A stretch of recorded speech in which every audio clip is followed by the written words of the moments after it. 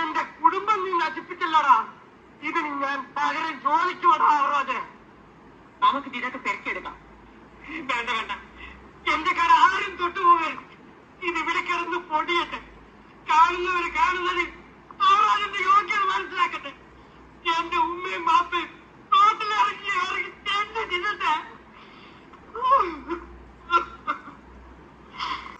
തള്ളിക്കോ. അയ്യോ ഇല്ല, തള്ളിക്കോ തള്ളിക്കോ. അങ്ങനെ അങ്ങനെ നല്ല ബാലൻസ് കിട്ടി. കുഞ്ഞു തന്നെ പിടിക്കാനോ. അയ്യോ കുട്ടപ്പനിത് എത്രാമത്തെ പ്രാവശ്യം വീഴുന്നത്? ഇതൊക്കെ ഒരു ബാലൻസ് ആയതാ. നേരെ ചുവ സൈക്കിൾ ഓടിക്കാൻ അറിയാൻ പാടില്ലാത്ത ഇവനാണോ കുഞ്ഞിനെ സൈക്കിൾ പഠിപ്പിക്കുന്നേ? ഈ സടവിന് ചേച്ചിക്ക് എപ്പോഴും ജോക്കാ. നിന്നെ സാർ അന്വേഷിക്കുന്നു, അകത്തോട്ട് ചെല്ല്. വാ, നീ നമുക്ക് നാളെ പഠിക്കാം.